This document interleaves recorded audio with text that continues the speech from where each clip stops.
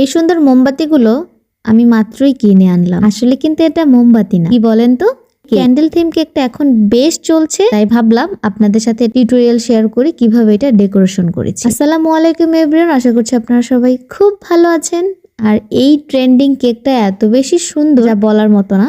তো পূর্ণতার ক্রিয়েশন আপুর থেকে আমি এটা ফার্স্ট দেখেছি, যারটা দেখে ইন্সপায়ার হয়েছে তাকে তো ক্রেডিট দিতেই হয়। এটা দেখতে যতটা সুন্দর কিন্তু অনেক বেশি ভেজালের একটা জিনিস, কারণ এত ছোট একটা জিনিস আমি যে কত সময় নিয়ে এই কাজটা করেছি, মানে আপনি যখন এই কাজটা করবেন তখনই বুঝতে পারবেন যে আমার কথার সাথে মিল আছে। মানে জাস্ট যখনই আমি স্মুথ করতে যাচ্ছিলাম, জাস্ট কেকটা পড়ে যাচ্ছিল কি যে একটা সমস্যা। অনেক কষ্টে আস্তে ধীরে অনেক সময় নিয়ে কোনো রকম ভাবে একটা ফিনিশিং আনতে পেরেছিলাম, কিন্তু আসলে তারপর ওরকমটা মন মতো হয়নি। আমি টোটাল 5টা কাপকেক দিয়ে 2টা ক্যান্ডেল করেছি। এখানে এরকম স্ট্র দিয়ে তারপরে আমি কাজটা করেছি যাতে করে আমার ইজি হয় কাজটা করার জন্য। তারপর আমি একটু ফ্রিজিং করে নিয়েছি, কারণ যাতে কেকটা এমনি নড়বড়ে যাতে একটু ভালো মতো সেট হয় এই জন্য। দ্বিতীয়টা আমি সেম ভাবেই করেছি, কিন্তু বড়টার থেকে আমার ছোট ক্যান্ডেলটা করতে একটু সহজ হয়েছে, কারণ যে বড়টার মতো অতটা বেশি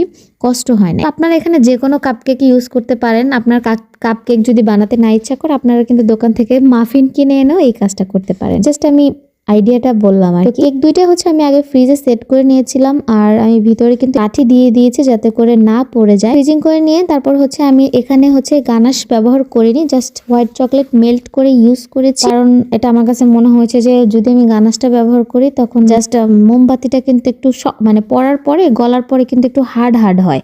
তো আমি এটার জন্য জাস্ট একদম হোয়াইট চকলেট করে দিয়েছি। প্রথমে 1 কোট দেওয়ার পরে আমি একটু ফ্রিজিং করে নিয়েছি, তারপর আবার দিয়েছি, যাতে দেখতে অনেকটা বেশি ভালো লাগে।